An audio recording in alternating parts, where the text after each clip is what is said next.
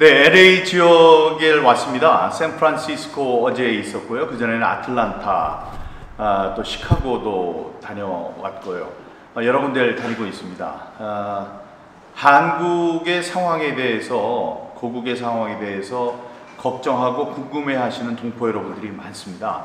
그래서 직접 여러분들을 찾아다니면서 질문도 받으면서 직접 얼굴을 맞대고 한국 상황, 어렵게 전개되고 있는 한국 상황, 특히 부정선거로 조성된 총체적인 이 위기 국면에 대해서 여러분과 함께 이야기를 하고 있습니다. 저와 함께 그랜트 뉴섬, KC 페코리아 USA의 대표죠. 프레지던트고요. 그랜트 뉴섬 대표와 저, 그리고 모스탄 대사가 같이 다니셨었는데 지금 아르메니아에 가서 강연을 하고 계십니다. 토론회에 참석하고 계셔서 대신 전한길 강사를 초청을 해서 3명이서 같이 다니고 있습니다. 지금까지 이 교포 여러분들, 동포 여러분들의 반응은 아주 좋았고요. 특히 질의의 응답 시간을 통해서 그동안 궁금했던 것을 많이 물어보셔서 저희들이 느끼고 있는 것을 진솔하게 여러분들과 함께 나눌 수 있었습니다. 모든 악의 근원, 지금 벌어지고 있는 모든 악의 근원은 부정선거입니다. 부정선거로 입법 독재가 이루어졌고, 입법 독재에 항의하기 위해서 윤석열 대통령이 비상계엄을 선포했습니다. 그 이후로 탄핵이 됐고요. 지금 구속 상태에서 재판을 받고 있고, 그 와중에 이재명이라는 자가 또 다른 부정선거로 지금 정권을 잡았습니다. 정권을 잡는 과정이 공정한 선거로 진행된 것이라면 이곳 미국에 와서, 워싱턴에 와서 트럼프 대통령과 관세 협정을 할 때 그렇게 좌불안성 뒤에 등받이에 등도 대지 못한 채 그렇게 초등학교 학생처럼 있을 수는 없었겠죠. 네, 그런 상황, 모든 상황이 벌어지는 것이 부정선거 때문에 벌어졌다는 것을 여러분께 알려야 되는데, 그럼 여러분들은 과연 부정선거가 실제로 있었다고 생각하시는지, 그게 이제 궁금합니다. 사실은 생각과 믿음의 영역이 아니고 이거는 사실이기 때문에 있었다는 것을 아느냐 모르느냐의 문제가 되겠죠. 그래서 대부분 애국 시민들은 다들 알고 계시지만 구체적인 증거, 통계적 증거, 실질적 증거, 증인의 증언, 또 정황적 증거, 이런 것들을 제가 알고 있는 것을 알기 쉽게 여러분께 전달해 드리고요. 그랜트 뉴섬 대령대로 5년 전부터 대한민국의 부정선거가 있었는지에 대한 여러 가지 인터뷰를 통해서 밝히려고 노력을 해온 정말로 드문 외국인이십니다. 그런 말씀을 또 들을 수 있는 기회가 있고요. 전한길 강사대로 자신이 또 원하는 이야기, 메시지, 그동안 이 비상계엄 이후에 부정선거에 관심을 갖게 된 계획이, 또 현 정치 상황을 분석하는 그들의 그만의 시각이 있으니까 그 시각을 여러분과 함께 나누는 유익한 시간이 될 것입니다. 부정선거는 만악의 근원입니다. 좌와 우의 문제가 아닙니다. 좌파 사람들도 와서 들어야 됩니다. 독재와 외세를 부르는 망국의 병이라는 점을 이번 강연을 통해서 여러분께 말씀드리겠습니다. 감사합니다. 애틀랜타에서 첫 번째 강연회가 있었습니다. 요 10월 31일에 워싱턴 지역, 11월 9일 시카고, 또 어제는 샌프란시스코 베이 지역에서 이렇게 행사가 있었는데, 어제 근데 뭐 전한길 강사님 같은 경우에 더 얘기를 하고 싶었는데 못해서 너무 아쉬웠다 그러더라고요. 그래서 오늘은 그냥 아예 편하게 하시고 싶은 그 강사님들이 다, 민경호 의원님도 있고 전한길 강사님도 있고 다 하시고 싶은 얘기를 다 할 수 있게 그렇게 시간을 마련했고요. 또 끝나고 나서 저녁 식사도 다 준비가 되어 있습니다. 불고기 이렇게 맛있는 음식 제공해 드릴 겁니다. 그리고 오늘 행사에서 강연 진행, 통역 맡아주시는 김승아, 미국 이름은 이제 안젤리카인데 김승아 K시팩 홍보대사를 소개해 드릴 텐데요. 김승아 작가는 전문 조각 예술가이자 전문 통역가로 활동하고 있고, 미국과 한국을 가면서 언어와 문화 다리를 이어오고 있습니다. 독실한 크리스찬으로 신앙과 진리는 물론 튼튼하고 씩씩한 애국심을 바탕으로 하나님께서 주신 자유와 조국 가치를 지키는 사명으로 통역 사역에 헌신하고 있습니다. 자, 모두 자리에서 일어나서 나주시기 바랍니다. 양국 국기에 대한 경례 하겠습니다. 네, 경례.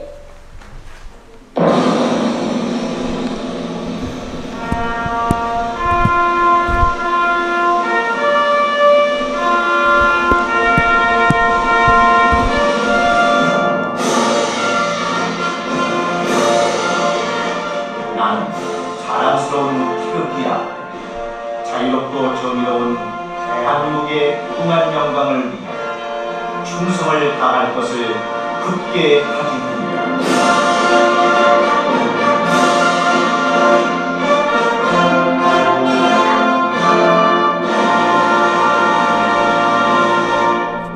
네, 바로 미국 국기에 대한 경례 이어지겠습니다. 아니, 애국가지. 애국가지 장 먼저 하겠습니다.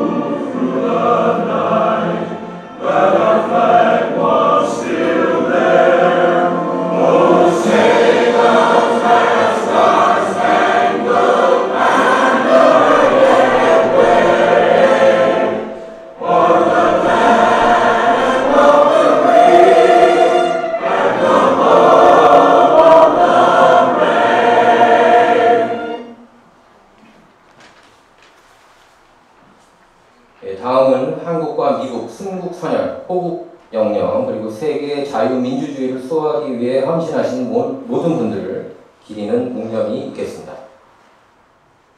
일동 묵념.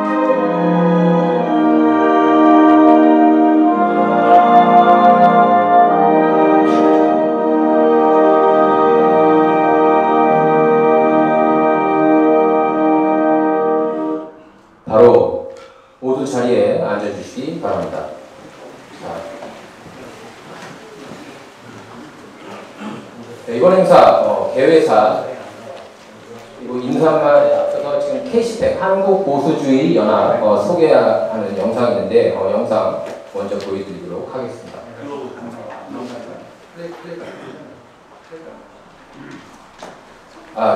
그러면 저희 K10팩 아까 제가 미리 소개를 해드렸는데 김승아 K10팩 홍보대사 위로 올라와 주시면.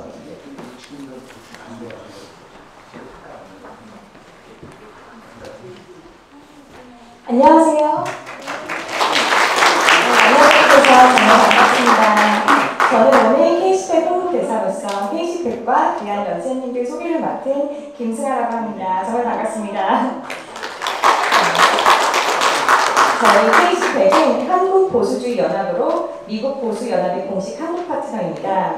저희는 2019년에 설립된 플랫폼으로 거짓의 시대의 진실을 수호한다는 기치 아래 자유와 민주주의 그리고 굳건한 한국 동맹의 가치를 헌신하면서 지켜왔습니다. 현재 K10팩은 대한민국의 애국 보수, 자유시민의 목소리를 대변하며 국가의 위기 상황을 국제사회에 알리는 데 헌신하고 있습니다.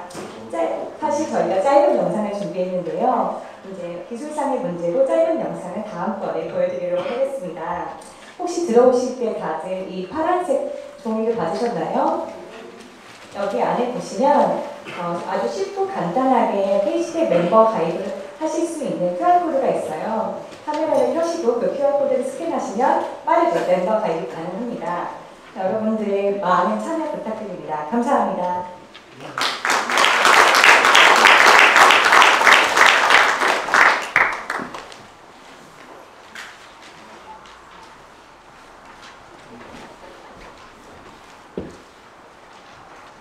다음은 민경욱 의원 K10팩 한국 대표십니다. 네, 민경욱 의원님의 개회사 인사말이 있겠습니다.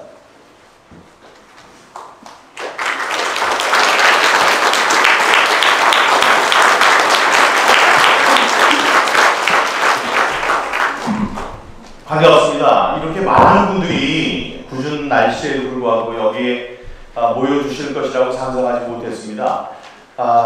아까까지 제가 저 뒤에서 인사를 드렸었는데 그 이후로도 전부가 오셔서 꽉 채워주셨군요. 정말 반갑습니다. 한때는 유명했던 민경욱입니다. 예. 한때는 그 KBS 워싱턴 특파원도 했고 KBS 9시 뉴스 앵커도 했고요.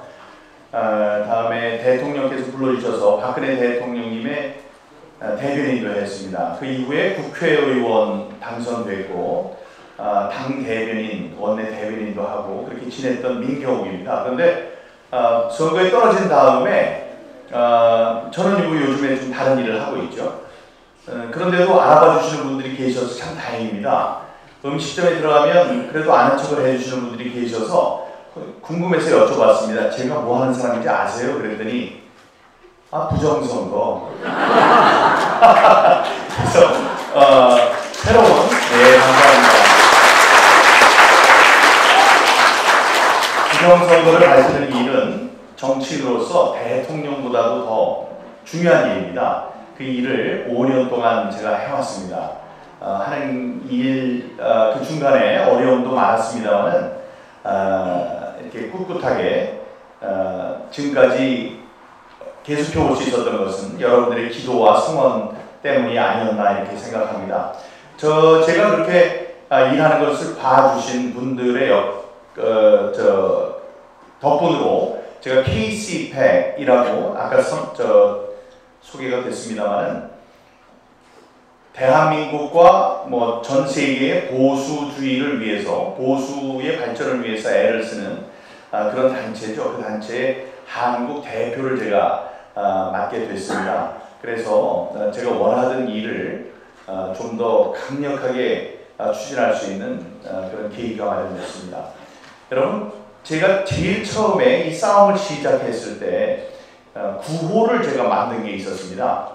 부정석을 세상 사람들에게 알려야 되겠는데 어떤 구호로 여러분들이 함께 해주면 좋을까 해서 만든 것이 세 가지였는데요. 첫 번째가 분노하라. 이 부정선거 문제는 좌와 우의 문제가 아니다.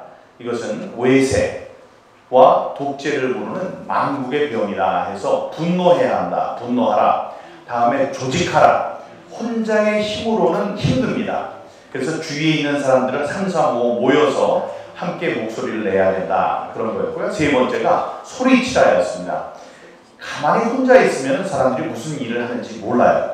그래서 자기가 알고 있는 것을 주위에 있는 사람들에게 알리는, 그래서 목소리를 높이는 그런 운동을 펼쳐야 되겠다고 생각을 해왔습니다. 다시 말씀드리지만 분노하라, 조직하라, 소리치라.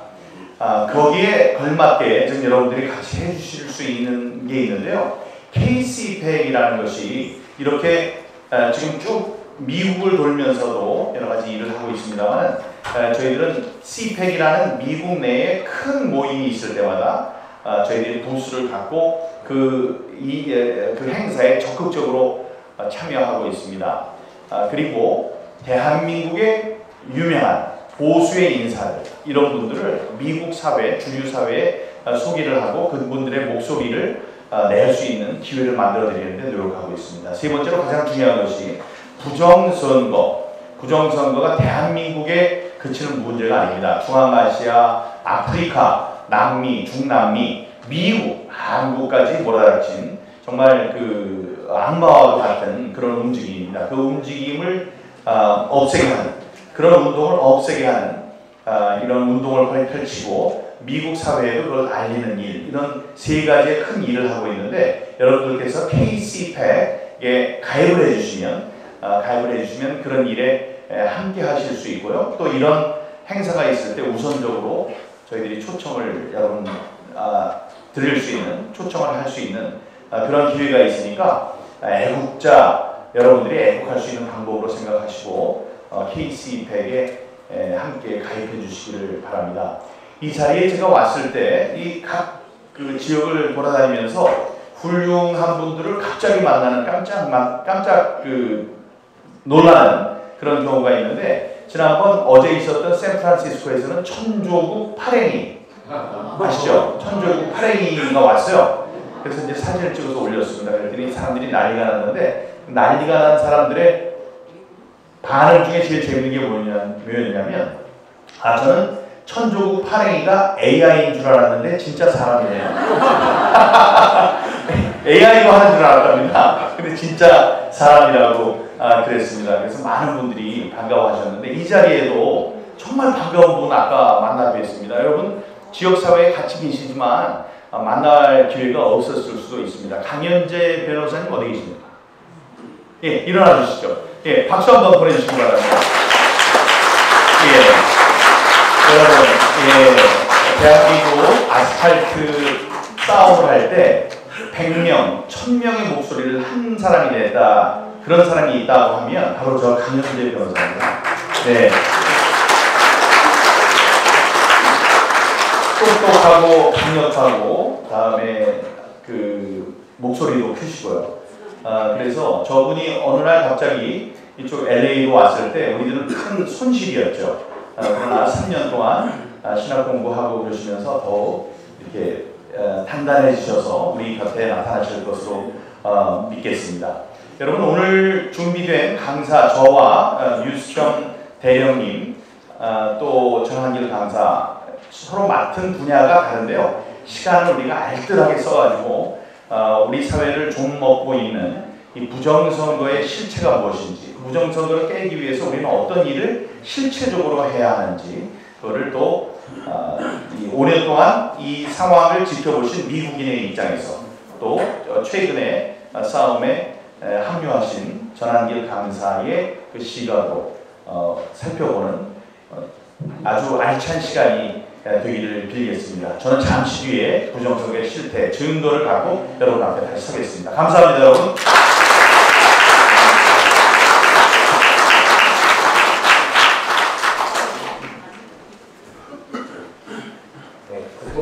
그동안에 이제 그 미국 정치하고 한국 정치를 보면은 한국의 그 보수 진영 분들도 꼭 미국에서는 이렇게 민주당 쪽하고 더 친한 걸 느낄 수가 있었습니다. 그래서 왜 한국의 보수가 미국 보수, 그러니까 공화당, 그러니까 국힘당이 공화당하고 좀 더 이렇게 친할 수가 없을까? 항상 의문이었는데 그 의문에 대해서 이제 처음으로 해답을 제시한 게 K-CPEC 단체였어요. K-CPEC 2019년에 워싱턴 DC에서 CPEC 행사가 열렸었습니다. 그래서 저희들이 다 알게 된 게 그 행사를 통해서 알게 된 거예요. 그래서 드디어 처음으로 한국 보수가 미국 보수하고 손을 잡는 그런 장이 된 거죠. 그래서 굉장히 큰 의미가 있고 그 일을 개척하신 분이 바로 K-CPEC의 애니첸 회장님이라고 할 수가 있겠습니다. 그래서 이 자리에서 저희들이 그 애니첸 회장님이 여기 계시진 않지만 박수 한번 이렇게 뜨겁게 보내주세요. 제가 K-CPEC을 보고서 가장 놀랐던 거는 2019년에 이제 한국에서 첫 번째 행사가 있었는데 초대 강사들을 보면서 엄청나게 놀랐어요. 미국에서 제일 맹활약하고 굵직굵직한 활약상을 보이시는 분들을 데려오는 거예요. 예를 들면은 그 매튜 피테커 전 법무장관, 트럼프 1기 때 법무장관 하셨던 분을 모셔왔고, 또 제가 가장 존경하는 독립 저널리스트 중에 한 분이 세라 컬러라고 계시거든요. 세라 컬러가 이제 트럼프 러시아 내통 스캔들이 조작됐다는 것을 연달아서 특종을 터뜨린 거예요. 그러니까 저도 이제 제 방송 보시면 알겠지만 트럼프 러시아 내통 스캔들이 다 조작됐다는 거. 그분 덕분에 안 겁니다. 세라 컬러. 그분까지도 이렇게 초청을 하시고, 그리고 저지 지닌 피로라고 판사, 가장 유명하신 판사분이 계시거든요. 워싱턴 DC. 지금 워싱턴 DC 얼마 전에 트럼프 대통령이 DC 검사장으로 임명하셨어요. 그분도 데려간 거예요. 그러니까 좀 너무 앞서간 거죠, K-CPEC. 근데 한국에서는 잘 몰랐던 것 같고, 그 미국 정치에 대해, 미국 보수 정치에 대해서. 근데 K-CPEC이 그만큼 그 개척자 역할을 했다고 여러분께 설명을 제가 해드리고 싶고, 그래서 여러분이 다 여기 오신 만큼 K-CPEC 회원으로 다 가입을 하셨으면 합니다. 왜냐하면 회원들이 많아야 K-CPEC도 힘이 더 커지고 더 많은 활발한 활동을 펼칠 수가 있는 겁니다. 윤석열 대통령이 그 탄핵됐을 때 가장 먼저 만났던 외국분 중에 한 분이 이제 그 매출랍 CPEC 의장이세요. 그 매출랍 CPEC 의장이 그래도 다행히 그때 일본에 가 계신 덕분에 JCPEC 행사 가 있은 덕분에 윤통을 만날 수가 있었던 겁니다. 근데 그것도 이제 중간에 애니칭 회장의 역할이 굉장히 컸다는 것을 이 자리를 빌어서 여러분께 전해드리는 겁니다. 자, K-CPEC 한국보수연합이고요. 단순한 단체가 아닙니다. 예, 진정한 자유와 진실 그리고 신앙의 가치를 지키기 위해 한국과 미국을 연결하는 보수 가교이자 희망의 연합체입니다. 그리고 부정선거, 한국 부정선거를 전 세계에서 가장 많이 이렇게 앞장서서 퍼뜨리는 그런 단체라고 보시면 돼요. 부정선거를. 그래서 여기 미국 워싱턴 DC에 계신 분들도 이제 한국 부정선거에 대해서 알게 되는데 다 K-CPEC이 열심히 뛰었기 때문에 알 수 있었다. 국제선거 감시단도 결국에 K-CPEC 우산 안에 있다는 것을 여러분께서 아실 필요가 있습니다. 그래서 올해 모스탄 대사라는 슈퍼스타 정치인이 탄생하게 됐죠. 또 그 중심에 이제 언제나 헌신과 믿음으로 걸어오신 애니첸 회장님이 계시고요. 회장님 리더십과 헌신이 없었다면 오늘날 K-CPEC도 존재할 수가 없었습니다. 그래서 K-CPEC 첸 회장님 감사드리고, 또 오늘 이 자리를 빛내주시는 K-CPEC 한국 대표 민경우 의원님, 그리고 그랜트 뉴션 대령님, 그리고 언제나 진실 목소리를 외치며 젊은 세대에게 희망을 주고 계신 전학규 선생님께도 미리 감사의 말씀 드립니다. 네, 무엇보다 이 자리를 가득 메워주신 여러분 한 분 한 분이야말로 K-CPEC의 진정한 주인공이십니다. 다들 이제 회원이 될 거라고 약속하시죠? 네.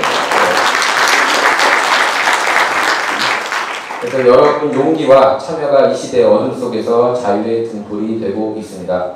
지금 한국 정치나 한국 정치도 미쳐 돌아가고 있고, 미국 정치도 이렇게 좀 잘 나가다가 최근에 이제 좀 특히 젊은층 사이에서 이스라엘 이슈로 인해서 친이스라엘, 반이스라엘 약간 미쳐 돌아가고 있는 그런 양상이라고 할 수가 있는데, 이럴 때일수록 한국 보수하고 미국 보수가 뭉쳐야 된다고 생각합니다.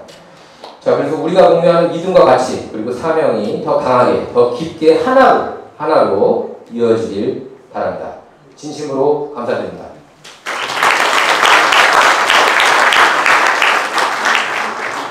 자, 김승아 작가님 나오시기 바랍니다.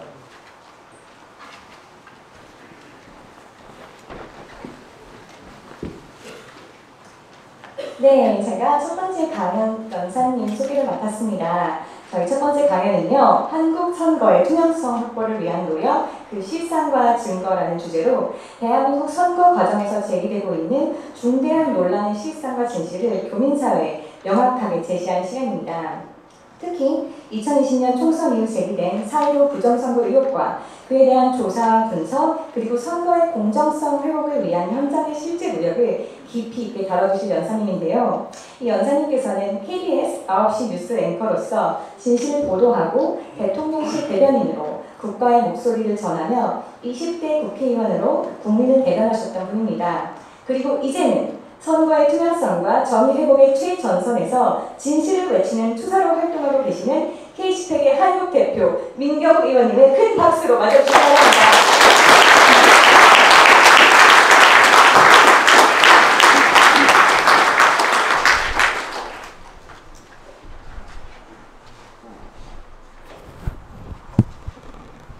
네, 친절한 소개 감사드립니다. 이 정치를 할 때 많은 곳에서 연설을 하게 되거든요. 연설을 할 때 이런 얘기를 합니다. 연설을 길게 한 자는 눈치가 없는 자니 다음번에 그 행사에 초대받지 못할 것이요. 연설을 짧게 하는 자는 복이 있는 자니 재선이 그의 것이다. 오늘 제가 하고 싶은 말은 24시간 할 수도 있습니다. 그런데 제 뒤에 또 있고요. 여러분들도 약속하신 시간이 있기 때문에 제가 벌써 눌러놨는데 제가 딱 45분 시간을 받았거든요. 그래서 45분 되면은 소리가 삑삑삑삑 나게 맞춰놨습니다. 그럼 딱 내려가겠습니다. 그렇게 하겠습니다. 여러분, 부정선거는 만악의 근원입니다. 지금 맞아요. 지금 한국에서 벌어지고 있는 모든 참혹한 정치적 상황의 그 근저에는 부정선거가 있습니다. 한번 따져볼까요? 대통령이 탄핵이 됐습니다. 왜? 부정선거 때문이에요. 예, 그 대통령이 탄핵이 된 거는 대통령이 비상계엄을 선포했기 때문입니다. 비상계엄을 왜 선포했어요? 부정선거 때문이에요. 뭐냐 하면 대통령이 일을 하려면 돈이 있어야 하고 또 인원이 있어야 합니다. 그래서 국가에서 받은 예산이 있는 거고요. 그다음에 장관들을 임명할 수 있는 권한이 있는 겁니다. 그런데 돈을 특수활동비라고 해서 각 부처가 써야 되는 돈들이 있습니다. 근데 대통령실, 감사원, 검찰, 경찰의 특수활동비라는 것을 반으로 잘라도 스톱이 되는데 있던 수십억 원의 돈을 0원으로 만들었습니다. 빵원. 대통령실에 돈이 하나도 없는 거예요.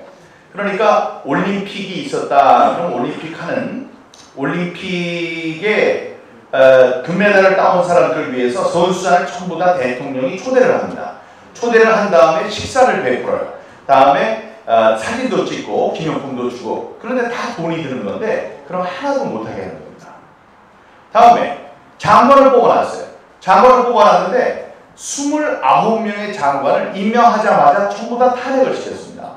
대한민국의 법이 참 희한한 게 탄핵한다고 하면 잘못이 없잖아. 탄핵하면 안 돼. 이런 게 아니고요. 탄핵한다고 국회에서 통과를 시키면 바로 탄핵이 됩니다. 그래서 내려와야 돼요. 일단. 다음에 헌법재판소에서 길고 긴 그 판단을 한 다음에 이 사람 탄핵이 부당해요. 그럼 다시 올라가는 거예요. 하지만 탄핵이 국회에서 통과가 되는, 탄핵안이 통과가 되는 순간에 그 사람은 내려와야 됩니다.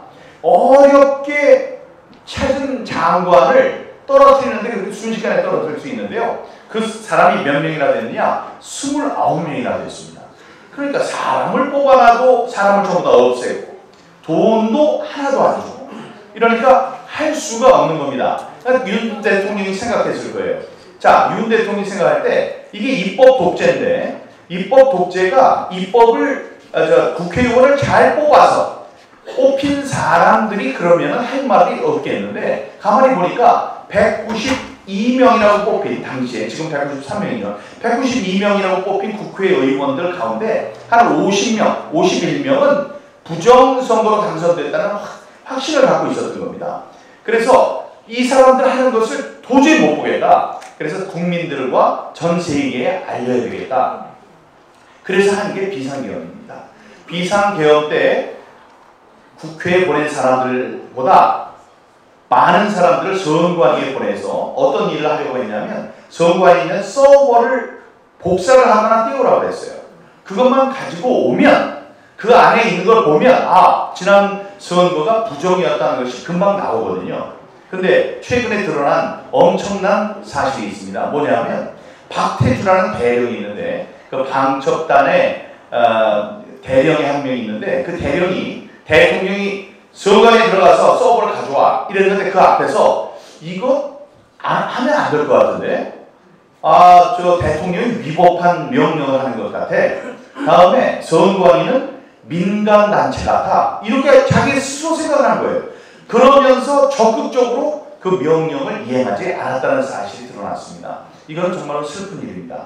그 사람 한 사람만 제대로 행동을 했어도 지금 세상은 달라져 있었을 것입니다. 부정선거의 실패가 세상에 드러나고 다음에 윤석열 대통령이 그 기세를 몰아서 선정을 펼칠 수가 있었겠죠. 우리가 가짜 대통령 아래서 이렇게 고통받는 일은 없었을 것입니다. 그 전에 있었던 선거들도 말할 것도 없고요. 자, 그래서 오늘 제가 할애받은 시간 안에 좀 경제적으로 얘기를 드릴 것은 여러분께 확신을 심어드리는 일입니다. 여기 계시는 분들 중에 반 이상은 벌써 부정선거에 대해서 알고 계세요. 확신도 갖고 계실 겁니다. 그러나 알고는 있지만 확신이 없는 분들이 계실 수 있습니다.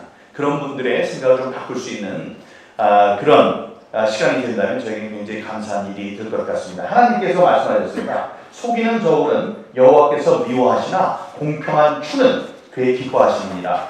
이 저울이 있잖아요. 저울의 무게를 다는데 그거를 속이면 싫어하신다고 그랬습니다.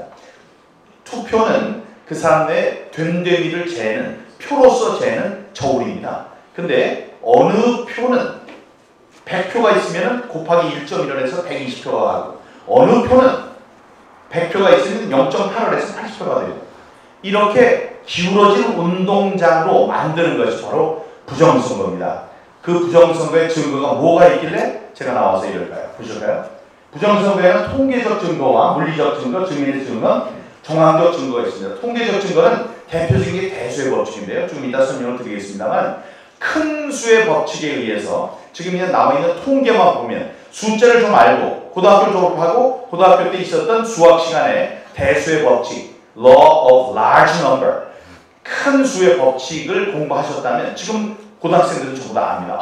이런 건 나올 수가 없어요. 그런 증거가 있고요. 물리적인 증거는 제가 끈질기게 재검표를 요구를 해서 재검표 때 쏟아져 나온 수만 장의 부정선거의 증거들이 있습니다. 그런 것이 증거고요. 다음에 증인의 증언이 있습니다. 대법원에 와서 만약에 내가 거짓말을 말할 경우 위증죄로 처벌받을 것을 맹세합니다. 선서한 다음에 한 말들이 있습니다. 그 말들로 부정선거가 백일천하에 다 드러났다.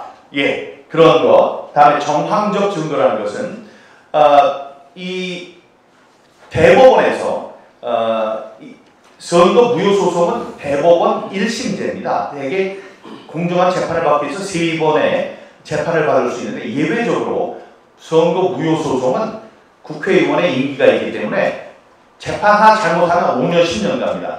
임기 4년 지난 다음에 그런 결정이 나와도 아무 소용이 없으니까 이거는 특별하게 대법원 반심제로 가라. 그래서 225조에 선거법 225조에 선거무효소송은 다른 쟁송에 우선하여 180일 이내에 처리하여야 한다라고 되어 있습니다. 그렇게 되면 다른 사람도 아니고 대법관들은 그 법을 지켰어야 되죠. 근데 그 사람들이 뻔뻔하게 안 지켰어요. 6개월 만에 해야 되는 것을 무려 27개월 만에 끝냈습니다. 27개월 만에 끝내서 나온 판결도 완전히 개그 수준의 어이없는 판결문이었죠. 이런 것이 실제적으로 일어나면 안 되는 것들이 일어났단 말이에요. 예, 게다가 언론은 보도하지 않고 경찰, 검찰, 언론, 법원 할 것 없이 처음부터 입을 꾹 닫고 있는 이런 정황들이 이게 카르텔이 선거의 결과를 두고 이해를 달리하는 그 굳건한 카르텔이 조성되어 있다. 이런 정황적 증거까지 한번 살펴보도록 하겠습니다. 다음, 예, 서울, 경기, 인천의 기적이라고 했습니다. 여러분, 서울, 경기, 인천에 사전투표 20대 총선, 2020년 21대 총선, 2020년에 있었던 21대 총선의 부정선거는 사전투표에서 많이 일어났습니다. 지금은 좀 달라지고 있습니다만 사전투표가 부정선거의 통로였습니다. 이 서울, 경기, 인천 수도권 전체 인구의 반이 넘는 과반이 살고 있는 수도권에서 사전투표의 결과를 놓고 비교를 했는데 민주당을 찍은 표를 몽땅 모으고 미래통합당을 찍은 표를 몽땅 모았습니다. 서울에 봤더니 이렇게 대봤더니 63대 36, 민주당이 63, 미래통합당이 36, 63대 36. 이건 우연이에요. 근데 경기를 봤더니 거기도 63대 36 똑같아요. 인천을 봤더니 거기도 63대 36 똑같습니다. 그럴 수도 있지 않냐?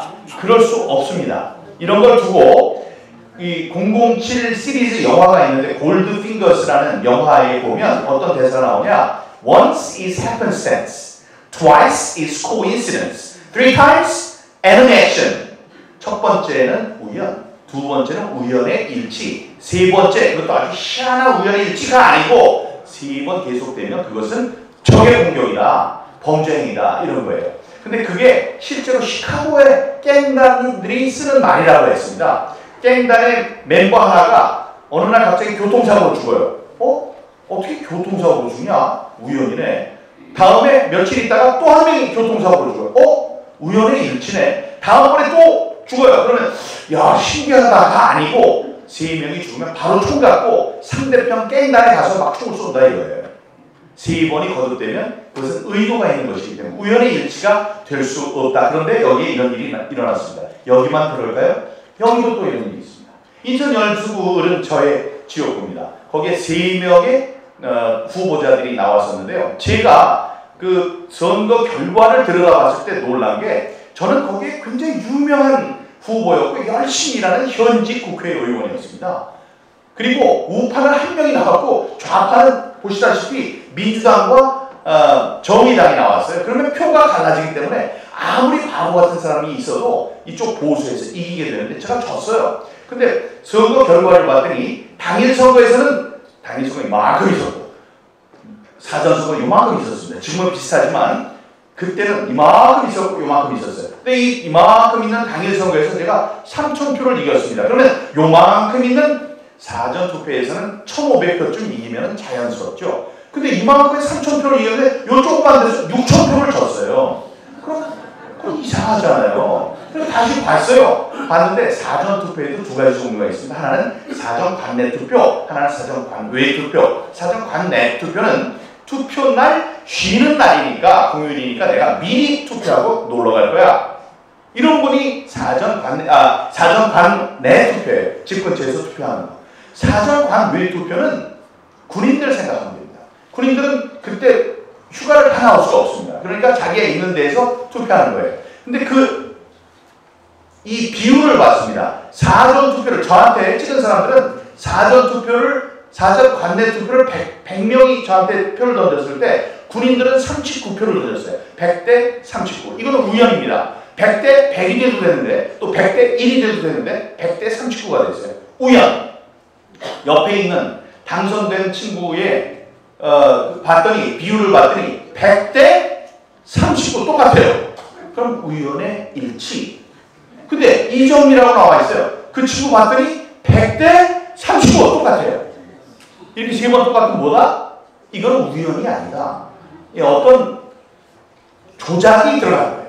어떤 사람의 잘못된 의도가 반영된 것이다. 이런 걸 두고 뭐라고 하셨냐면 박성현 교수라고 서울대 통계학과 최고의 교수가 있습니다. 한림은 원장도 하셨는데 그분이 뭐라고 하셨느냐? 이거는 이럴 수 있는 가능성이 둘. 1. 하나님이 하셨거나 2. 무조건 조작이다. 여러분 하나님이 얼마나 바쁘신데 여기 와서 이런 일을 하십니까? 그러니까 이건 100% 조작이라는 얘기입니다. 대수의 법칙 살펴보고 다음 볼까요? 예, 이거는 아까 말씀드린 거예요. 다음. 여러분, 당일 선거와 사전 투표는 조금 이따 말씀드릴 대수의 법칙에 의해서 비슷해야 됩니다. 이렇게 육개장을 끓이면 거기서 이렇게 뜨면 거의 비슷비슷하게 맛이 나오죠. 이렇게 가마솥에 끓이면 그것과 같이 대수의 법칙에 의해서 사전투표, 그것도 사전 관내투표, 관내투표, 당일투표, 전체투표 이게 비슷해야 돼요. 어떤 사람이 7대5의 비율로 이겼다 그러면 전부 다 비슷하게 7대5로 이겨야 돼요. 그게 대수의 법칙입니다. 그런데 그렇게 되면 사전투표, 당일투표의 차이가 이렇게 왔다 갔다 하는 게 거의 없기 때문에 어떤 형태의 그래프가 나오냐면 하나의 이 봉우리가 있는 하나의 봉우리가 있는 정확하게 그리면 이렇게 종을 엎어놓은 것 같은 그래프가 되어야 됩니다. 그거를 정규 분포라고 해요. 정규 분포를 나타내야 돼요. 그러니까 하나의 봉우리가 있는 왼쪽에 있는 것 같은 하나, 둘, 셋 이런 그래프가 나와야 됩니다. 이거는 2016년 20대 국회의원 선거 제가 국회의원이 되었을 때 나온 결과입니다. 이렇게 돼야 돼요. 근데 이게 서울, 경기, 인천이거든요. 서울, 부산, 인천이에요. 요 세 개인데 오른쪽을 보면 21대입니다. 봉우리가 두 개예요. 민주당은 항상 사전투표에서 유리했고 이 국힘당은 항상 사전투표에서 불리했습니다. 이런 게 있으면 된다? 아니에요. 그래서 아주 쉽게 그래프로 그려서 봉이 하나가 아니고 두 개가 나타나면 이거는 부정의 증거로 그냥 나오는 겁니다. 이게 나왔어요. 그냥 전국이 저렇게 돼 있어요. 전국에 하나로 돼 있었는데 2016년에는 근데 2020년에는 다 두 개로 돼 있어요. 두 개요. 그걸 보면 아 이건 부정이구나. 혹시 옛날에 한 번에 알아봤어야 돼요. 수학을 하는 사람들이라면 알아봤어야 됩니다. 여러분 여기에 더 놀라운 게 있는데요. 여기에 예외로 된 그래프들이 있었습니다. 보시죠. 이건 20대와 21대가 왼쪽과 오른쪽이 다 비슷해요. 이거 딱 세 군데만 이런데 이게 어디냐? 전남, 전북, 광주 이 세 군데만 이렇습니다. 그러니까 전남, 전북, 광주는 만지지 않은 거예요. 사전투표를. 만지지 않아도 되니까. 만지지 않아도 되니까 이렇게 하는 거예요. 나머지 지역은 전부 다 두 개의 봉이 있다. 이것만 봐도 주체가 누구다? 자기의 이익을 받는 민주당. 광주, 전남, 전북을 정치적인 기반으로 한 이곳에서 조작한 증거다라는 것을 알 수 있습니다. 다음. 사전투표 앞에서 멈춘 대수의 법칙. 자, 지금부터 대수의 법칙에 대해서 말씀드리겠습니다. 큰 수의 법칙이라는 건데 이거예요. 모집단에서 무작위로 뽑은 표본 집단의 수가 커지면 커질수록 모집단의 성격과 똑같아진다. 수렴한다. 이런 뜻입니다. 좀 어려웠지만 뭐냐 하면 자, 이 큰 자루에다가 하얀 바둑돌을 5,000개를 집어넣고 까만 바둑돌 5,000개 집어넣고 10,000개를 집어넣어요. 막 휘저. 그 다음에 눈 보지 않고 눈을 집어넣어가지고 하나를 뽑습니다. 그러면 하얀 게 아닌 까만 게 나오겠죠. 하나하나. 다음에 또 뽑아. 그래서 10번 나와요. 그러면 이게 딱 5대5로 나올까요? 아니에요. 처음에는 7대3로 나올 수 있고 8대2로 나올 수 있고 심지어 10대0으로 나올 수 있겠지요. 근데 자꾸 뽑아요. 그래서 한 3,000개쯤 뽑아. 3,000개를 뽑는 순간에는 1,500대 1,500으로 되더라. 큰 수의 그 역을 3,000이라고 봅니다. 3,000을 큰 수라고 봐요. 3,000을 큰 수라고 봐서 3,000개쯤 뽑으면은 1,500대 1,500. 그러니까 5대5가 되더라. 왜냐하면 그 안에 들어가면 5대5잖아요. 5,000개. 막 휘저어가지고 딱딱 잡으면 3,000개 넘는 순간부터는 5대5가 되더라. 이게 대수의 법칙입니다.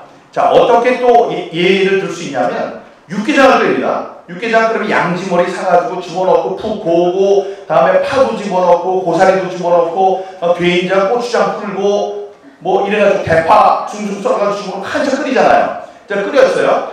이 가마솥에 끓였습니다. 다음에 이만큼을 퍼요. 이만큼을 한 3그릇을 퍼요. 풀면 여러분 그 육개장을 담은 그 각 그릇에 있는 모든 대파나 뭐 당면이나 이런 게 똑같아요. 똑같지 않습니다. 하지만 거의 비슷하죠. 그래서 맛을 보면 거의 비슷합니다. 이게 대수의 법칙이에요. 크게 끓여놓은 것을 여기서 그냥 딱 보니까 고춧가루가 퍼지지 않은 게 있어요. 고기만 골라서 뜨는 게 아니고 이렇게 휘 저어가지고 무작위로 이렇게 담아놓으면 그 맛이 비슷하다. 비슷하다. 이게 대수의 법칙인데 지금 있었던 지금까지의 선거 결과는 어땠냐면 두 그릇은 육개장이 나왔는데 한 그릇은 팥빙수가 나왔어요. 딱 그렇게 나온 게 이 결과입니다. 그 결과를 보여드릴게요. 그러니까 같은 지역구라는 모집단에서 무작위로 나온 충분히 큰 표본인 사전 관내 투표와 사전 아까 3,000표를 했는데 사전 관내 투표, 관외 투표, 단일 투표, 전체 투표는 수많은 개의 표본들이 나오는 거거든요. 그러니까 여기서는 전체 투표, 사전 투표, 단일 투표, 사전 관내 투표, 관외 투표, 기타 투표 이런 것이 분표가 비슷해야 한다. 똑같을 수는 없겠지만 비슷해야 한다. 너무나 차이가 나면 안 된다. 이게 대수의 법칙이라는 겁니다. 근데 어떤 일이 벌어졌나요? 서울에 48개의 지역구가 있습니다. 48개의 지역구의 선거 결과를 봤더니 민주당 후보들은 전부 다 항상 사전투표에서 유리했어요. 자기가 졌어. 떨어진 곳에서도 보면 자기의 사전투표에서 얻은 것과 단일투표에서 얻은 게 있을 거 아니에요. 항상 떨어진 사람도 사전투표가 더 유리했어요. 국힘당은 반대예요. 이 얘기를 했더니 기자들이 와가지고 당신 잘못 알고 있다고. 뭐냐고 그랬더니 나경원은 이겼는데 나경원은 사전투표에서도 이 민주당 후보보다 많았다. 누가 뭐라고 그랬냐고. 이건 자기 그 표수 말고 나경원 표도 보면 많이 이겼는데 사전투표와 단일투표를 보면 나경원은 사전투표에서 불리했어요. 근데 여기 진 민주당의 후보를 보면 지긴 졌지만 사전투표에서는 더 많이 얻었어. 단일투표에서 더 많이 졌어요. 항상 그 현상이 지속이 되는 겁니다. 자, 그럼 48개는 치우고 무시하고 그냥 동별로 갑시다. 서울에는 무려 425개의 동이 있습니다. 행정동 425개 동을 살펴봤어요. 그랬더니 놀라지 마세요. 비슷한 거랑 왔다 갔다 해야 되는 게 항상 차이가 사전투표와 단일투표가. 근데 항상 민주당이 유리해요. 몇 개? 425개 동에서 425개 동이 전부 다. 경기도에는 599개 동이 있습니다. 599개 동에서 전부 다 항상 사전투표는 단일투표보다 다른데 그때도 민주당 후보만 유리했습니다. 서울, 경기, 인천 뭐 할 것 없어요. 울산, 대구 전부 다 이 1653개 동에서 전부 다 100% 한 권의 예외도 없이 민주당만 유리하더라. 여러분 이렇게 되면 이거 누가 손댄 거 아닙니까? 아직도 고개를 끄덕이는 분이 안 계십니다. 다음으로 볼까요? 자 보세요. 여러분 5년마다 한 번씩 있어야 되는 대통령 선거가 지난번에 3년에 2번 있었습니다. 탄핵 때문에. 그런데 지난번에 있었던 윤석열 대통령이 당선됐을 때 대선은 겨울에 있었어요. 다음에 그때는 코로나가 있었어요. 이번에는 여름에 있었어요. 다음에 이번에는 김문수 후보와 윤석열 후보가 나왔습니다. 가 아니고 김문수 후보와 이재명이 나왔어요. 후보도 다르고 코로나도 없었고 여름이고 겨울이고. 그러면은 여러분 전국적으로 사전투표요. 사전투표를 할 때 그 사전투표 나와서 투표하는 사람들이 똑같을 수가 있지만 다 다르잖아요. 다른 게 사전투표 첫날에 투표율이 시간별로 똑같다면 이상한 거죠. 그게 나타났잖아요. 보세요. 그 똑같이 7시, 7시 똑같으면 걸릴까봐 1시간만 딱 올렸어요. 1시간만 딱 올려가지고 이 그래프를 보시면은 이 쭉 올라가는 게 저 마지막에 8시, 6시 것만 빼놓고는 한 줄 아닙니까? 자, 이렇게 시간별로 추이가 있는데 그 추이를 비교하는 상관계수라는 게 있습니다. 수학적으로. 피어슨 상관계수. 피어슨 상관계수의 1이면 똑같은 거예요. 0이면 서로 관계가 없는 거예요. 마이너스 2면 반대인 거예요. 자, 여기는 이렇게 된 거를 그 상관계수를 이용하는 것에 의해서 수치 대입을 해봤더니 이게 어떻게 똑같냐? 여러분 90%는 거의 비슷한 거 아니에요? 근데 99%는요? 완전히 비슷한 거죠? 그럼 99.9는요? 완전히 비슷한 거죠? 99.99는요? 완전히 똑같은 거죠? 이거는 99.994 똑같다고 그랬어요. 그러니까 이게 지난번에 사전투표 당일에 몇 표를 했는지 사람들이 정자로 다 세이고 발표를 했습니다. 부방대 같은 데 들어가서 이렇게 해봤어요. 그런데 발표하는 게 항상 틀렸어. 첫날은 항상 9,000표를 했는데 9,000표를 했다고 발표를 한 거예요. 전국적으로 똑같았습니다. 이튿날에는 우리들이 발표하는 것보다 항상 낮았어요. 왜냐하면 첫날에 많이 올렸거든요, 이놈들이. 그러니까 뒤에 맞춰야 되니까 또 밑으로 했습니다. 이렇게 그 이유가 여기서 드러나는 거예요. 뭐냐? 이렇게 똑같을 수 없어요. 이렇게 똑같은 건 컴퓨터 조작입니다. 조작을 하기 위해서 이렇게 만든 거예요. 이 사람들은 너무나 게으르다. 이런 거라도 좀 이렇게 좀 그럴듯하게 만들어야 되는데 그러기도 싫었던 거예요. 그러기도 싫으니까 지난번에 있었던 그대로 발표한 겁니다. 이런 나쁜 놈들이에요. 여러분 이런 걸 보고도 이상하다. 그냥 이상해서 그치는 게 아니고 부정선거에 있다는 확신이 있어야 됩니다. 이게 통계적 증거입니다. 통계적 증거만 봐도 그런 거예요. 박수 치셨습니까? 박수 세게. 감사합니다. 다음으로요. 자, 물리적 증거 여기 뭐 한참 나오죠. 이 물리적 증거는 제가 부정선거 주장을 하고 많은 돈과 시간과 노력을 넣어서 땀과 노력을 넣어서 많은 변호사들 9명의 조력을 받으면서 이 재검표를 관철시켰기 때문에 여러분들 앞에 내놓은 저의 선물입니다. 자, 근데 어떤 게 나왔어요? 빳빳한 투표지. 저게 보면 QR코드 왼쪽 위에 보면 이렇게 이상한 코드가 있죠. 이거 오른쪽에 여기 보면 QR코드가 있다는 것은 뭐냐? 사전투표라는 거예요. 사전투표하는 과정을 말씀드릴게요. 제가 들어갑니다. 그러면 이 확인을 한 다음에 프린터로 뽑아요. 그럼 어떤 사람이 그걸 잡아가지고 한 사람을 줘요. 한 사람 줍니다. 그럼 주는 걸 받고 가서 도장을 찍습니다. 도장을 찍은 다음에 접어요. 접어가지고 봉투에다 넣습니다. 봉투를 넣은 다음에 우체통에다 집어넣어요. 그러면 우체통이 막 왔다 갔다 해서 우체국으로 가지고 우체국가 잡아가지고 막 선별을 한 다음에 그게 저쪽 논산에 있는 게 뭐 서울도 가고 뭐 서울에 있는 게 제주도 가고 그래서 전국을 돕니다. 돌아가지고 또 집배원이 가서 그걸 잡고 각 그 선관위로 가져가요. 선관위 가져오면 그걸 찢어가지고 선관위 사람 잡아가지고 찢어가지고 그걸 빼요. 뺀 다음에 투표함에다 집어넣어요. 집어넣으면 투표함 속에서 이렇게 눌려요. 한 20-30kg. 그래서 접혀요. 막 구겨줍니다. 그 다음에 그걸 가지고 나와요. 그럼 개표할 때 쏟아. 그럼 또 거기에 막 이게 막 섞입니다. 섞이는 걸 사람들이 하나하나씩 잡아요. 잡은 다음에 그거를 투표지 분무기로 집어넣습니다. 뱅뱅뱅뱅 하고. 잡은 걸 또 100장씩 해가지고 계속에다 집어넣어요. 계속 탈탈탈탈. 그 다음에 그거를 또 심사부에다 갖다 요 심사부가 또 세요. 하나, 둘, 셋, 넷, 다섯. 그런 다음에 있는 투표지가 저렇게 되어 있어요. 여러분, 저 손 비어요. 손 비어. 손 비는 투표지예요. 아니, 조폐공사에서 바로 나온 신권 집회도 저렇지 않습니다.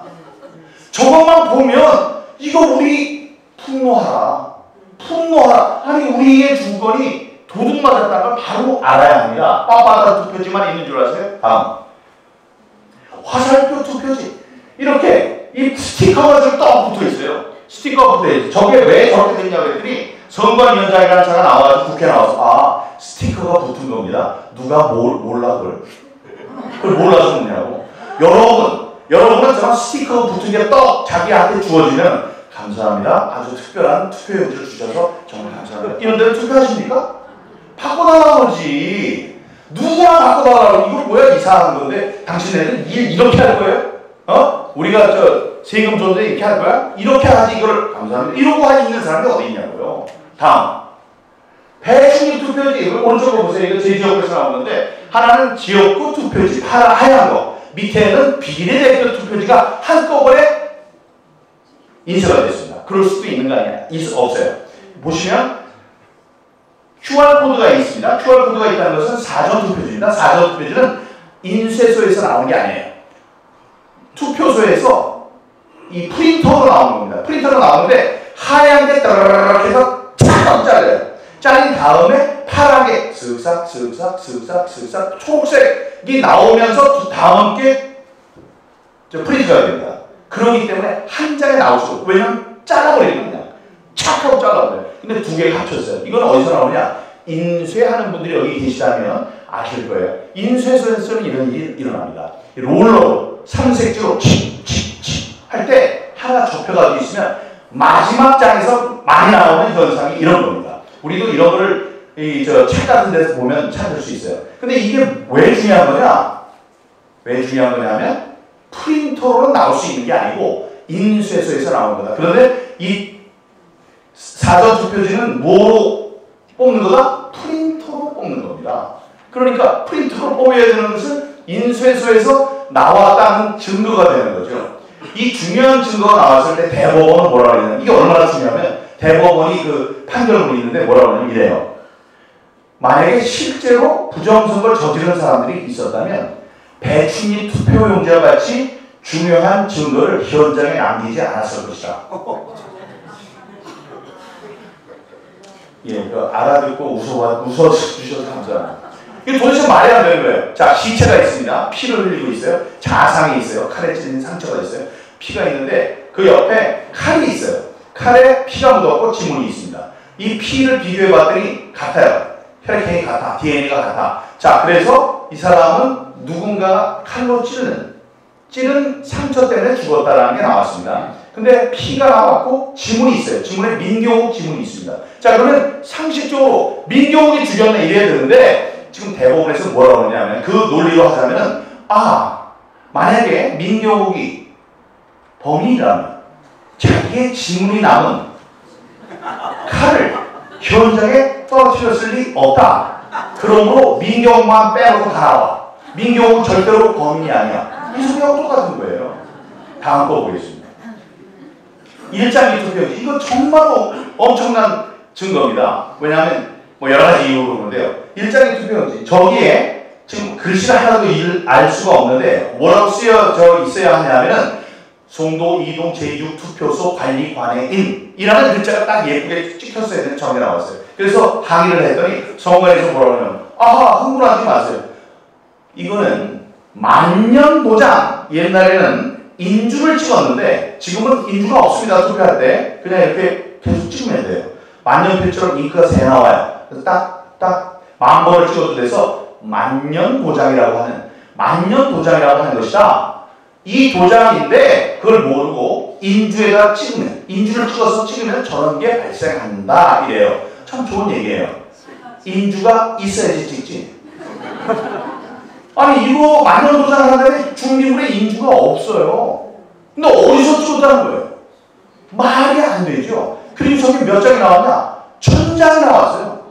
1000장이 나왔는데 14만 장 중에서 1000장이 나왔냐? 그게 아니고 그날 그 교실에서 하루 종일 투표한 사람 1974명입니다.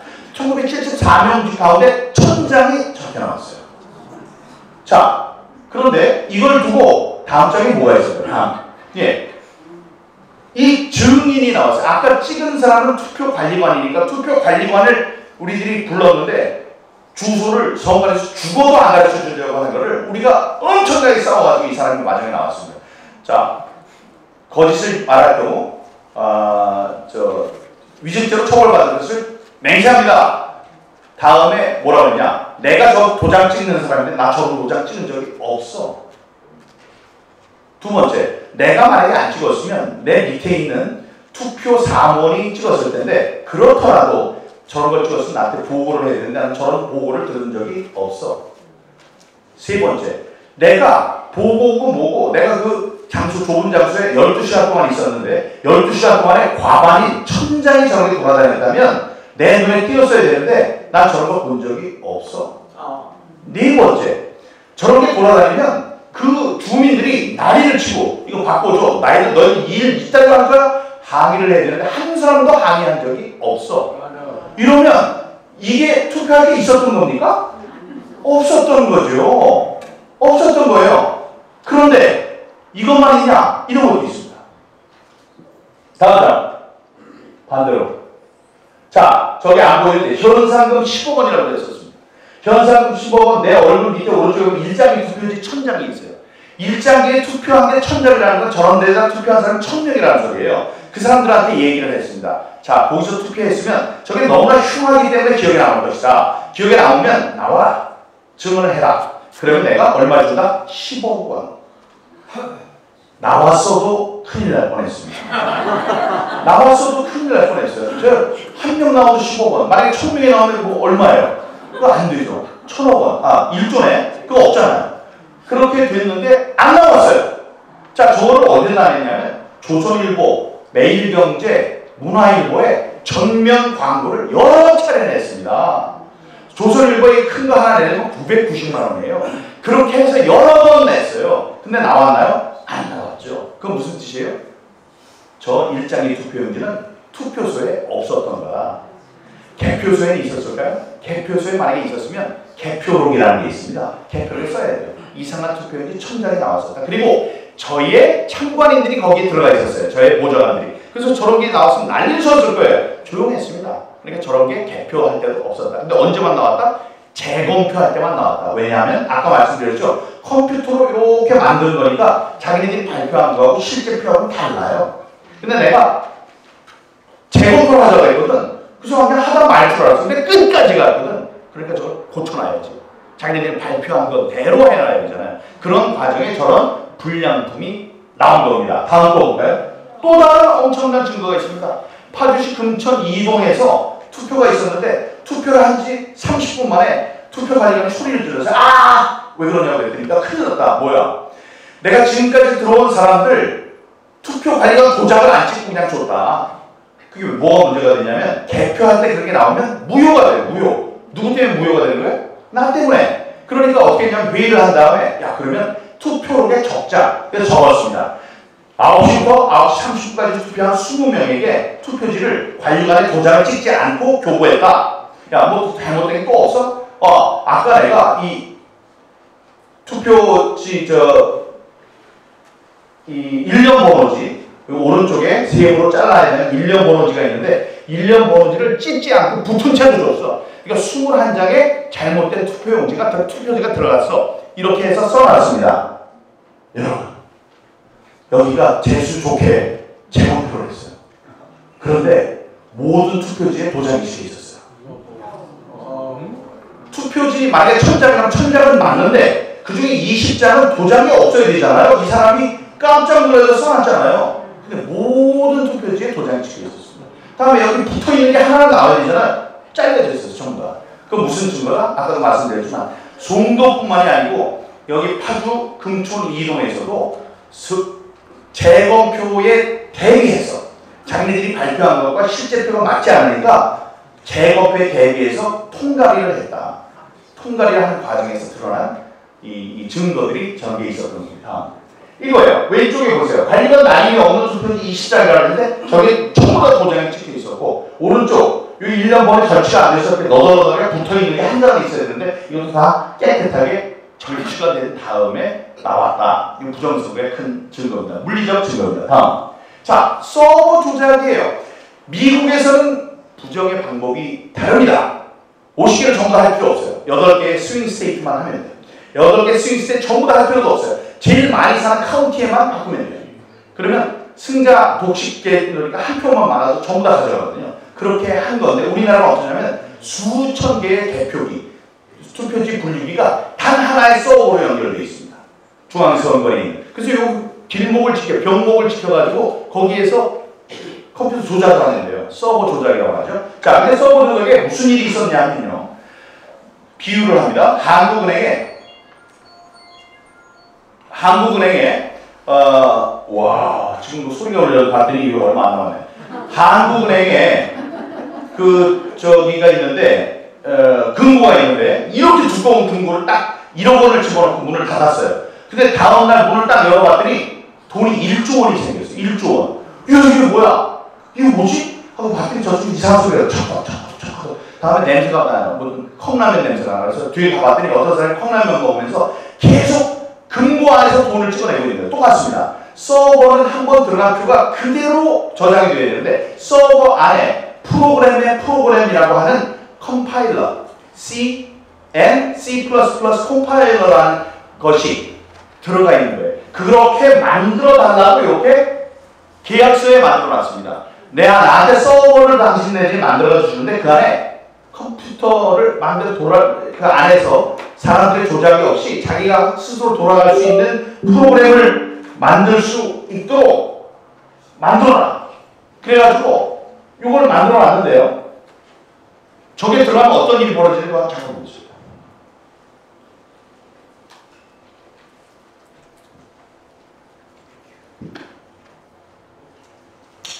예, 그리고 요게 이제 하는 동안 이제 시간이 보면 이제 6초 남았으니까 저는 그래서 그치고 이게 45분이라고 했죠, 제가. 근데 45분 해서 땅 하면은 제가 얘기해야 되는 거 얘기 못 하잖아요. 그래서 39분에 맞춰놨어요. 그러니까 앞으로 6분이 되어 있습니다. 6분이 되어 있는데 좀 이따가 제 거를 할 거예요. 그럼 하지 마시죠, 총장님. 하지 말고 나중에 제 최후 진술만 한번 듣겠습니다. 한 말씀만 드립니다, 여러분. 메시지가 무서우면 메신저를 공격합니다.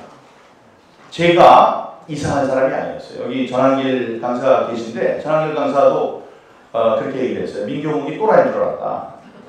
하는 거고 옛날에 뭐 점잖은 줄 알았는데 부정선거 한 다음에 사람들이 하도 이상한 사람이라 해서 또라이인 줄 알았다 이렇게 얘기를 했습니다. 뭐 지금은 본인도 사람들이 또라이라고 그러고 있습니다.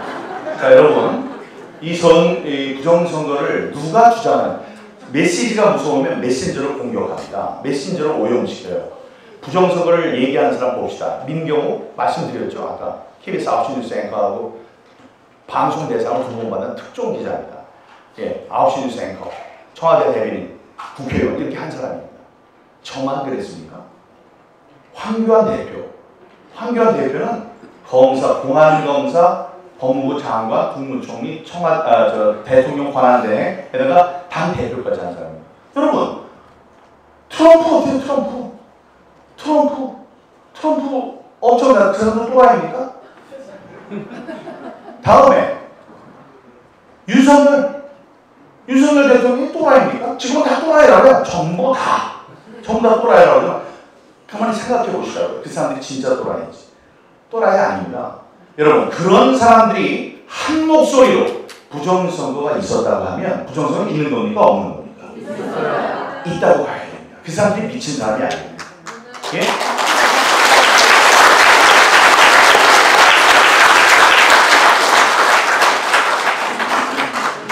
감사합니다. 제가 드릴 말씀이 많지만 시간 아까 말씀드렸죠. 약속한 시간을 어기면 안 되기 때문에 제가 조언을 이제 받는데요. 이걸 이제 보시게 될 겁니다. 제가 대법원 판사들, 대법관들은 justice라고 부릅니다. highest judge 이렇게 부르지 않고 그냥 justice. 그들이 말하면 정의가 된다 해서 justice라는 엄청난 이름으로 부르는 대법관들은 우리나라에서 이 부정선거에 대한 진실을 밝혀줄 줄 알고요. 제가 저걸 정말 눈물을 삼키면서 최후 진술을 한 겁니다. 마스크를 이렇게 쓰고 최후 진술한 걸 제가 녹음을 해가지고 나왔습니다.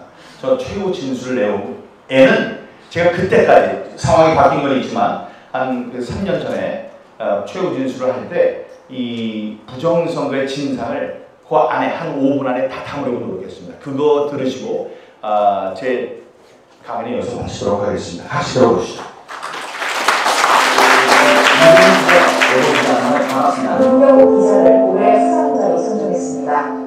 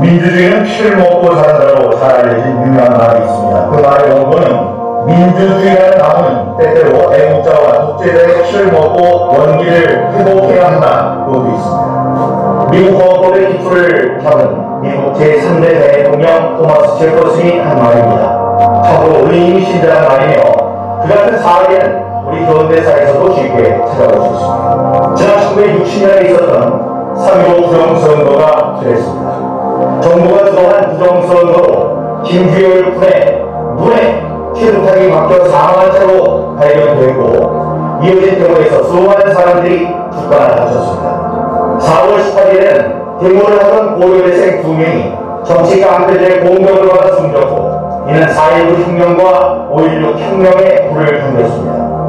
이후 최인규 내무부 장관은 부정선거에 대한 책임을 지고 현장에 이슬로 사라졌습니다.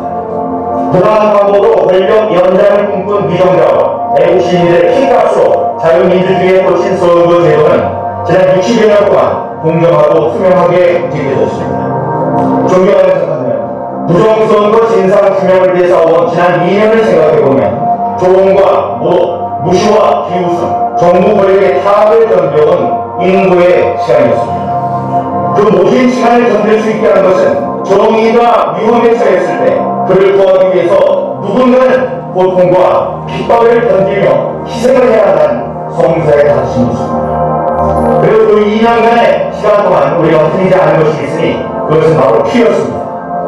눈물과 땀은 원 없이 흘렸지만 피는 아꼈습니다. 그것은 우리 자유대한민국의 자유민주주의 시스템이 위기에 처했을 때 피 없이도 그를 고칠 수 있을 것이라는 성숙한 자유민주주의의 자아정과 보건 능력에 대한 믿음이 있었기 때문이었습니다. 존경하는 재판장님, 간절히 부탁드리오니 우리들의 그 믿음을 지켜주십시오. 존경하는 재판장님, 우리나라 선거 역사상 지금까지 몇 차례 재검표가 있었습니다. 지난 2000년에는 기자 출신 문학진 후보가 개표 결과 한 3표 차이로 떨어지자 재검표를 요청했고 그 결과 표 차이가 3표에서 2표로 줄어들었습니다. 단 한 표가 줄어들었을 뿐입니다. 지난 2016년에는 인천 부평 학교에서 우리 재판부 대법관님의 안건인 문병호 후보가 단 26표 차이로 낙선했습니다. 문 후보는 재검표를 신청했고 77일 만에 실시된 재검표 결과 26표의 차이는 23표 차이로 줄어들었습니다. 재검표로 바뀐 표는 단 3표에 불과했습니다. 이런 결과는 완벽하지 않은 인간이 어쩔 수 없이 저지를 수 있는 실수입니다. 이런 정도라면 우리 자유민주주의 체제는 굳건하다고 할 수 있습니다. 그러나 바로 여러분들께서 지켜보신 제21대 총선 인천 연수구 일부의 재검표 결과는 어땠습니까? 무려 1년 2개월 만에 실시된 재검표에서 약 1000장의 이른바 일장기 투표용지가 쏟아져 나오고 생전 보도 듣도 못한 배수민 투표용지가 발견됐습니다. 난데없는 300표가 원고의 표에 더해져서 지금도 책임을 두고 대법원과 중앙선관위라는 두 헌법기관이 다투고 있습니다. 존경하는 재판장님, 이건 우리 선거 제도가 고장이 나다는, 그것도 심각하게 고장났다는 신호입니다. 1974년이 투표를 한 인천 송도 2동 제6투표소에서 과반인 1000장의 투표용지가 흉측한 모습의 일장기 투표용지였다는 걸 우리 국민들은 받아들일 수 없습니다. 이렇게 유리된 선거 제도를 그냥 믿어달라고 하기에는 사태가 너무나도 심각합니다. 재판장님, 우리 국민은 헌법이 보장하는 완벽한 자유민주주의를 누릴 권리가 있습니다. 저는 지난 4.15 총선에서 위선된 제 지역구 유권자들의 참정권을 복원시켜드리고자 지난 2년간 싸워왔습니다. 이제 그 종착지가 오지 않아 보입니다. 존경하는 재판장님, 굳건한 뚝도 손가락만한 구멍에 의해 무너집니다. 정부 수립 이후 지금까지 한 표 또는 3표의 차이가 났을 뿐이었던 재검표 정의의 투표 수가 갑자기 260여 표 차이로 벌어지고 투표소와 개표소에 있지 않았던 일장기 투표자는 무효 투표용지가 천하장 발견됐습니다. 이것은 누군가 불순한 세력이 선거 결과에 부당한 영향을 미치려 범죄 행위를 했다는 여실한 증거입니다. 이런 범죄 행위를 모른 척해서는 안 됩니다. 그것은 정의가 무엇인지 혼란스러워하는 사회에 대해 오직 양심과 법령이 명령하는 바에 따라 분명한 이념적 턱들을 제시하는 대법관님들의 고귀한 사명에 어긋나는 일입니다. 만일 이번 투표를 정상적인 투표라고 하신다면 앞으로는 개표장에서 수만 장의 무효투표지 가짜 투표용지가 쏟아져 나오더라도 그 선거가 정당한 선거라고 선포해야만 하는 돌이킬 수 없는 판례로 남는다는 사실을 우리 기억해 주시기 바랍니다. 저는 이번 선거 구경으로 얻은 이익이 거의 없을 것으로 보이는 중앙선관위가 이렇게 길을 쓰고 각종 거짓말을 쏟아내며 공정한 재판을 방해하는 의도를 참으로 알 수 없습니다. 공정하고 투명한 선거 제도를 지키기 위해 그 누구보다도 애써야 할 선관위가 이런 알 수 없는 태도를 보이면 보일수록 자신들의 입장을 공정한 선거의 관리자가 아닌 분명한 선거 범죄 피의자의 밑으로 자꾸 밀어넣는 일임을 지적하고자 합니다. 고장난 민주주의 체제를 고칠 수 있는 권위는 이제 단 두 개의 주체의 어깨 위에서 찬란하게 빛납니다. 그 하나는 바로 저스티스, 정의라고 불리는 여러분 대원단님이십니다. 여러분들의 힘과 권능으로 고장난 선거제도를 받아들이는 우주의 시민혁명을 완성시켜 주시죠. 여러 대국민들의 의로운 판결을 우리는 고대하고 있습니다만 불행히도 그것이 불가능하다고 판단될 때 우리는 또 다른 주체인 민주 시민들의 힘에 기대며 그동안 아껴두었던 피를 흘려야 할지 모릅니다. 모두에 말씀드린 토머스 제퍼슨은 이런 경우를 위해 민주주의의 최상의 주권자인 국민들에게 또 다른 명언을 남겼습니다. 불의가 진리가 될 때 저항은 국민의 의무가 된다.